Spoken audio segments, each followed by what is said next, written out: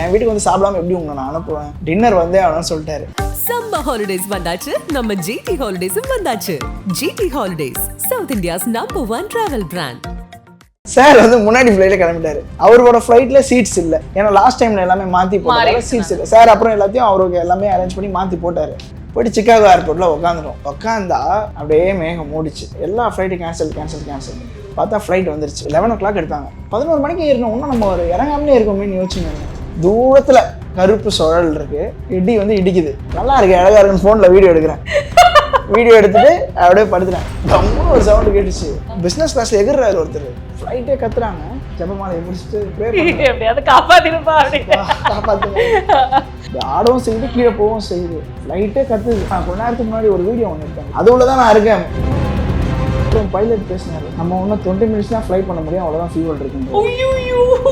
பயந்தது எல்லாம் கத்துறாங்க. This video is sponsored by GT Holidays.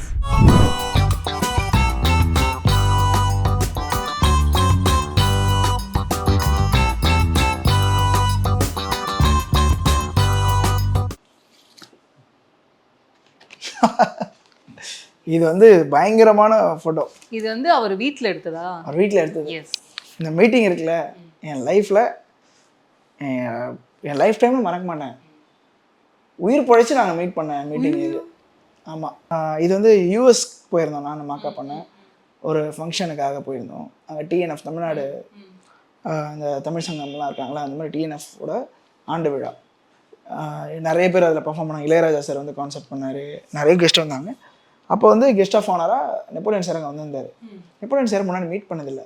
நான் ஒரு ஈவினிங் வந்து அந்த ஈவெண்ட்டுக்கு நானும் அண்ணனும் போனால் அப்போ சார் பார்த்துட்டு டிஜே பிளாக் வாங்க அப்படின்னாரு. மாக்கா பண்ணிட்டு ஆல்ரெடி பேசியிருந்தார். அப்போ கிட்ட போனால் டிஜே பிளாக் வாங்க, நீங்கள் வந்து சார் தெரியுமா சார், பார்ப்போம், ஷோலாம் பார்ப்போம், வீட்டில் எல்லாம் பார்ப்பாங்க, வாழ்த்துக்கள், நல்லா பண்ணுறீங்க அப்படின்னு, நம்ம ஊர் கலைஞர்கள் வந்திருக்கீங்க, நான் எப்படி உங்களுக்கு கவனிக்காமல் போவேன் அப்படின்னு சொல்லிட்டு ரூமுக்கு கூப்பிட்டு போயிட்டு நல்லா பேசியிருந்தார். ஒரே நிமிஷம் வெயிட் பண்ணுங்கன்ட்டு வந்தார் சார். என் பையன் பார்த்தா சந்தோஷப்படுவாங்க. தனுஷ் ப்ரோவுக்கு ஃபோன் அடித்தார். ஃபோன் அடிச்சுட்டு இங்கே பாரு என் கூட யார் இருக்கானோடனே தனுஷ் ப்ரோ வந்து அப்படியே ஷாக் ஆகிட்டார். வாட் அ சர்ப்ரைஸ் டாடி அப்படின்னாரு. உடனே மாக்கா பண்ண எல்லோரும் பேசிட்டு அப்புறம் சார் சொல்லிட்டார், என் பையன் இவ்வளோ சர்ப்ரைஸ் ஆவான் நான் நினைக்கவே இல்லை, நீங்கள் என்ன பண்ணுங்க வீட்டுக்கு வாங்க அப்படின்ட்டாரு. நாங்கள் வந்து ஃபுல்லாக பிளான் போட்டு போயிருக்கோம்.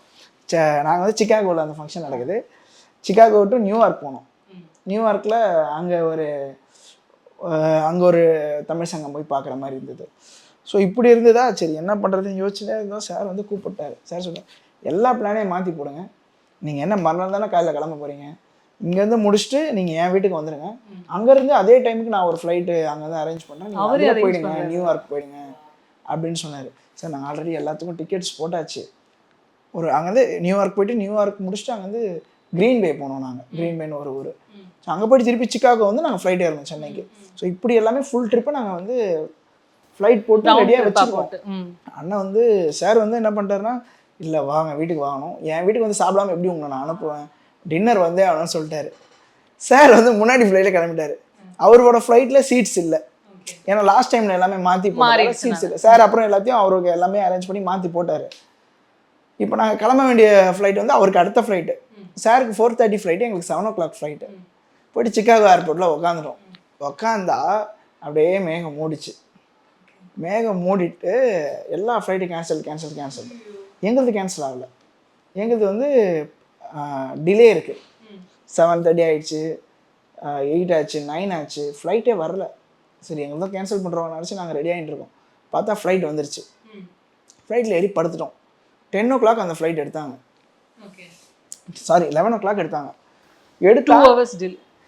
ஆக்சுவலாக ஃப்ளைட் டைம் வந்து 45 minutes. 1 hourக்குள்ளே போய் இறங்கியிருக்கோம். நேஷ்வில் போனோம். நாங்கள் போகும்போது தூங்கிட்டேன். நான் செம்ம டயர்டு.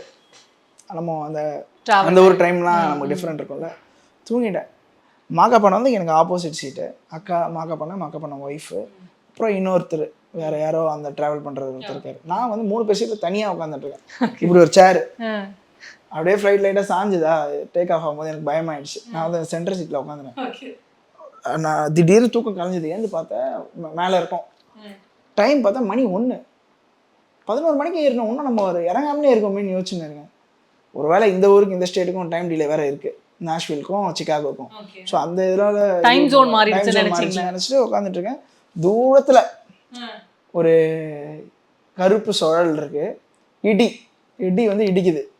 நல்லா இருக்கு, அழகா இருக்குன்னு ஃபோனில் வீடியோ எடுக்கிறேன். வீடியோ எடுத்துட்டு அப்படியே படுத்துட்டு திருப்பி படுக்கிறேன். டம்முன்னு ஒரு சவுண்டு கேட்டுச்சு. ஏந்து பார்த்தா இப்படி ஃப்ளைட் இப்படி போட்டு இப்படி வருது. பிஸ்னஸ் கிளாஸ்ல எகிர்றாரு ஒருத்தர். ஃப்ளைட்டே கத்துறாங்க. இப்போ சில சீட்ஸ் எல்லாம் எப்படி இருக்கும், ஃப்ளைட்டை இப்படி நம்ம பெண்ட் பண்ற மாதிரி இருக்கும் சீட் ஹோல்டர். பட் அது வந்து இப்படி ஃபிக்ஸ்டு. ஓகேங்களா, இப்படி பிடிச்சின்னு உட்காந்துருக்கேன். ஒரு கையில வந்து ஜபமாலையை முடிச்சுட்டு ப்ரே பண்ணுறேன், காப்பாற்றுங்க. நீங்கள் ஷேக்னா ஷேக்கு பயங்கர கீழே போயினே இருக்கு ஃப்ளைட்டு. இப்படி ஆடவும் செய்யுது, கீழே போகவும் செய்யுது. ஃப்ளைட்டே கத்துது. அப்படி ஒரு 15 மினிட்ஸ் to 20 மினிட்ஸ் அப்படி இருந்துச்சு. முடியல. நான் வந்து ஒரு கையில் இதை பிடிச்சின்னு எனக்கு வந்து கண்ணில் தண்ணி மட்டும் தான் வரல. பயம். அண்ணா வந்து நீ பயப்படாத அப்படின்னு சொல்லிட்டு முன்னாடி காலை வச்சுக்க அப்படின்னு சொல்லிட்டு முன்னாடி காலை வச்சு உட்காந்துட்டு இருக்கேன். எல்லாம் கத்துறாங்க. கொஞ்ச நேரம் கொடுத்து ஃப்ளைட் அப்படியே வெளியே வந்தது. ஏன்னா நான் கொஞ்ச நேரத்துக்கு முன்னாடி ஒரு வீடியோ ஒன்று எடுத்தேன்ல, அது உள்ளதான் நான் இருக்கேன். ஒரு மணி நேரம் கழிச்சு எதுவுமே தெரியல. என் சுத்தமாக வந்து ஒரு ஒரு சுற்றி என்னை சுற்றி அந்த ஃபுல்லாக ஃப்ளாஷ் அடித்தா எப்படி இருக்கும் அப்படிதான் இருக்கு அந்த. அப்புறம் பைலட் பேசினார், இந்த மாதிரி வந்து இன்னொரு ஒரு டர்புலன்ஸ் இருக்குது, நம்ம இங்கே தான் லேண்ட் பண்ணி ஆகணும், லேண்டிங் ஸ்பேஸ் கிட்ட தான் இது ஃபார்ம் ஆகிருக்கு, கொஞ்சம் வெயிட் பண்ணுங்க, நம்ம ட்ரை பண்ணணும்னு சொல்லிட்டு ஒரு 10 நிமிஷம் கழிச்சு ட்ரை பண்ணுறாரு. திருப்பி அது உள்ளே போகிறோம், திருப்பி அதே மாதிரி ஆகுது. இந்த முறை கொஞ்சம் சீக்கிரமாக எடுத்துட்டு அவர் சொன்னார், அடுத்த வார்த்தை தான் ரொம்ப த்ரில்லிங்கான வார்த்தை, நம்ம இன்னும் 20 மினிட்ஸ் தான் ஃப்ளை பண்ண முடியும், அவ்வளோதான் ஃபியூவல் இருக்குன்றது. பயந்துட்டு எல்லாம் கத்துறாங்க அங்கேருந்து. அப்புறம் என்ன பண்ண, ஸோ நம்ம இப்போ எமர்ஜென்சி லேண்டிங் பண்ண போகிறோம், இங்கேருந்து அட்லாண்டா போய் லேண்ட் பண்ண போகிறோம்னு சொல்லி அங்கேருந்து அட்லாண்டான்னு ஒரு ஊருக்கு 20 மினிட்ஸ் எடுத்து போய் லேண்ட் பண்ணார். லேண்ட் பண்ணிவிட்டு அப்புறம் வந்து அவர் பைலட் வந்து வெளியே எல்லாருக்கும் சாரி கேட்டார். நான் வந்து ஒரு 14 இயர்ஸோ 15 இயர்ஸோ சொன்னார், இத்தனை வருஷமாக வந்து நான் வந்து பைலட்டாக இருக்கேன், என் லைஃப்பில் இப்படி ஒரு டர்புலன்ஸ் நான் பார்த்தது கிடையாது, உங்களோட டெஸ்டினேஷனை நான் ட்ராப் பண்ண முடியல, ஐம் சாரி அப்படின்னாரு. அப்படி சாரி சொல்லிட்டு இல்லை எல்லோரும் அப்புறம் வந்து இல்லை சார் நீங்கள் எங்களை உயிரோட காப்பாந்து ரொம்ப நன்றின்னு சொல்லிட்டு எல்லோரும் கிளாப்லாம் பண்ணி முடிஞ்சிச்சு. இப்போ என்னென்னா அடுத்தது எங்கே போக போகிறோன்னு தெரியல. அப்புறம் கரெக்டாக வந்து ஃபோன் ஆன் பண்ணோடனே சார் அடிக்கிறாரு, சாரோட மேனேஜர் எல்லாமே அடிக்கிறாங்க, எங்கே இருக்கீங்க, உங்களை ஃபாலோ பண்ணி தான் இருக்கோம், ஃப்ளைட் லேண்டே ஆகலை, இங்கே செம்ம மழை வேறு அப்படின்னு. சார் இந்த மாதிரி ஒரு நிலமில் இருக்குது, எனக்கு பேசவே முடியல சார், ஒரு 5 மினிட்ஸ் நான் கால் பண்ணிட்டு கட் பண்ணிட்டோம். அங்கே அண்ணன் ஒரு மாதிரி எல்லாருமே ஒரு மாதிரி ஜோனில் உட்காந்துருக்கோம். 1 ஹவர் ரன்வேலேயே ஃப்ளைட் நின்றுச்சு. ஏன்னா வேறு ஒரு ஊருக்கு போயிருக்கோம், அங்கே உடனே கேட் கிடைக்காது, ஸ்டாஃப்ஸ் இல்லை அந்த ஏர்லைன்ஸ்க்கு, அந்த ஊரில் அந்த ஏர்லைன் கம்மி. அப்புறம் ஒரு 2 ஹவர்ஸ் கழிச்சு உள்ளே கூப்பிட்டு போனாங்க. சொல்லிட்டாங்க மறுநாள் காலையில் தான் இங்கேருந்து நீங்கள் கிளம்ப முடியும், இந்த ஏர்போர்ட்டில் தான் நீங்கள் வாழணும் காலையில் வரைக்கும் அப்படின்னு சொன்னாங்க. அப்புறம் சார் உடனே ஃபோன் அடிச்சு பேசி அங்கேருந்து வேறு ஒரு ஃப்ளைட்டு போட்டு லக்கேஜ்லாம் நான் பார்த்துக்கிறேன், நான் வர வச்சுக்கிறேன் நீங்கள் அப்படின்னு சொல்லிட்டு. அது வந்து ரொம்ப பெரிய பிஸியான ஏர்போர்ட் அட்லாண்டா. நம்ம இப்போ டிக்கெட் புக் பண்ணியெல்லாம் உள்ளே போக முடியாது, ரொம்ப நேரம் ஆகும். அதனால் உடனே பிஸ்னஸ் கிளாஸ் போட்டு 3 பேருக்கும் பட்டு நாங்கள் உள்ளே போய் செக்இன் பண்ணி அந்த ஃப்ளைட்டில் வந்து உட்காந்தா திருப்பி இங்கே மேகம் மூடி, இங்கே சரியான மழை, ஃப்ளைட் டிலே, இங்கே ஒரு 1 ஹவர் டிலே. ஆச்சு அப்படின்னு நினச்சினேன். எனக்கு என்னென்னா அங்கே வந்து எனக்கு நியூயார்க் போய் இறங்கினோடனே கனடா விசாவுக்கு ஸ்டாம்பிங் அப்பாயின்மெண்ட்டு, அது வேற ஒரு பிரச்சனை இருக்குது. இது எல்லாமே அப்படியே போயிடுச்சு. அதுக்கப்புறமா போயிட்டு வீட்டுக்கு போய் நாங்கள் போயிட்டு அங்கே போயிட்டு அப்போ அவனுங்க ஒரு கூப்பன் கொடுத்தாங்க அந்த ஏர்லைன்ஸ் வந்து, ஸ்டார் பக்ஸ் ஓப்பனில் வாங்கி சாப்பிட்டோம். அங்கே போனால் இந்த கூப்பன் வந்து இவ்வளோ தான் கொடுக்க முடியும், அதுக்கு மேலே கொடுக்க முடியாதுன்னு. இப்போ நாங்கள் போட்டு ஜூஸை குடிச்சிட்டு ஏரியாவுக்கு வந்து போய் இறங்கி அப்படியே நேஷ்வில் ஏர்போர்ட்டில் இறங்குற வரைக்கும் தூக்கம் வரல. வந்தோடனே அவர் பார்த்துட்டு அவர் கட்டி பிடிச்சாரு. அப்போ தான் ஓகே யாரையாவது மீட் பண்ண வேடான்னு சொல்லிட்டு லக்கேஜ்லாம் வந்துடும் அப்படின்னு சொன்னேன். சார் நீங்கள் எங்கேயுமே போகலாம், நியூயார்க்லாம், இன்றைக்கி ஒரு நாள் என் வீட்டில் இருங்க, எந்த வேலையாக இருந்தால் நாளைக்கு நான் அங்கே வரவங்கிட்ட எல்லாருக்கிட்ட பேசிக்கிறேன்னு சொல்லி எல்லாத்தையும் சார்ட் அவுட் பண்ணி சார் வீட்டுக்கு கூப்பிட்டு போய் அவர் தூங்கவே இல்லை நைட்லாம். எங்கள் ஃப்ளைட்டு இறங்குற வரைக்கும் கான்டாக்டே பண்ண முடியாது, கான்டாக்ட் பண்ண முடியல. அவர் ஃபுல்லாமே உட்காந்து லொக்கேஷன்லாம் பார்த்துட்டே இருந்திருக்கார், ஃப்ளைட் இறங்குதான்னு சொல்லிட்டு. அப்புறம் யோசிச்சாரு அங்கேருந்து கார்லாச்சும் அனுப்பணும்னா காரில் ட்ராவல் வந்து 5 ஹவர்ஸ் ஆகிடும்.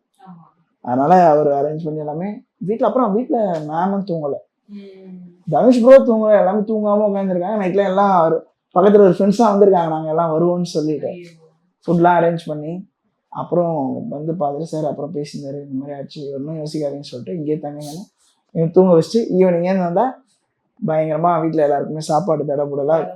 எல்லா ஃப்ரெண்ட்ஸும் வந்திருந்தாங்க, ஃபேமிலி சூப்பராக இருந்தது. அவங்க ஃபேமிலி பார்க்கும்போது வீடை சுற்றி பார்க்குறதே எங்களுக்கு ஒரு டே போயிடுச்சு. அப்புறம் தனுஷ் ப்ரோ எல்லாரையும் பார்த்துட்டு பேசிட்டு ஈவினிங் வந்து சும்மா கெட் டுகெதர் மாதிரி வச்சுருந்தாங்க.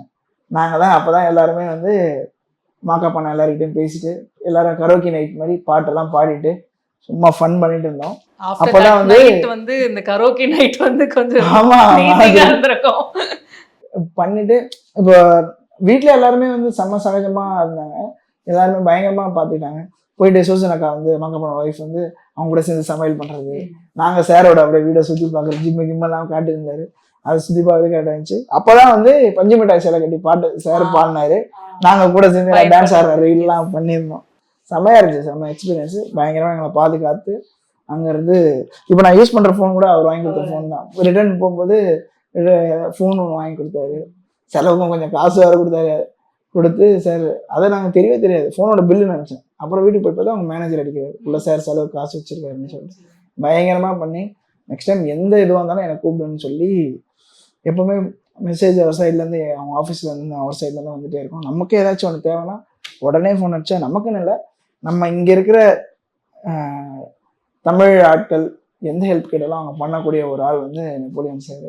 இப்போ சூப்பர் சிங்கருக்காக பேசும்போது அந்த பொண்ணை ஒரு பாப்பா அவங்களோட ஹாஸ்பிட்டலில் ட்ரீட்மெண்ட் எடுத்து அதுக்கு உடனே சார் பார்த்துட்டு ரிப்ளை பண்ணி வீடியோ போட்டு, ஜப்பானில் இருக்கும்போதும் பிஸியாக இருந்தார் அப்பவும் வீடியோலாம் போட்டு ஒரு இந்த ஃபோட்டோக்கு பின்னாடி எங்கள் உயிரை கொடுத்து எவ்வளோ பெரிய ஜேர்னி இருக்கு, பயங்கரமான ஒரு எக்ஸ்பீரியன்ஸ். இதை நான் ஒரு வீடியோ வச்சிருந்தேன், நான் முடிஞ்சா அனுப்புறேன், பழைய பேக்கப்ல இருக்கும். அந்த இடி இடிக்கிற ஃபோட்டோ அழகாக எடுத்து வச்சேன்ல, அது இருக்கும். அழகா இருக்குல்ல, அதனால எடுத்தேன். ஒரு உயிரை கொடுத்து அந்த அதுக்கப்புறம் ஒரு எந்த ஃபிளைட் எடுத்தாலும் எனக்கு தூக்கம் வராது, பயம். ஆமா, அப்படி அலறி எழுந்துரும். அவன் ட்ராமா மாதிரி தான் இருந்தது. அலறி எழுந்து என் கால் வந்து ஃபிளைட்ல இருக்கான்னு பார்ப்பேன். எனக்கு வந்து கண்ணை முன்னா பயம் வரும். சில பேருக்கு வந்து இப்படி இருந்தா பயமா இருக்க, கண்ணை முன்னா செட் ஆயிடும். எனக்கு கண்ணை முன்னா பயம் வரும். அதுக்கப்புறம் எடுத்த எல்லா ஃபிளைட்டும் கொஞ்சம் அப்படியே ட்ராமா தான் இருந்தது. சம்மர் ஹாலிடேஸ் வந்தாச்சு, நம்ம ஜிடி ஹாலிடேஸும் வந்தாச்சு. GT holidays, south India's number 1 travel brand.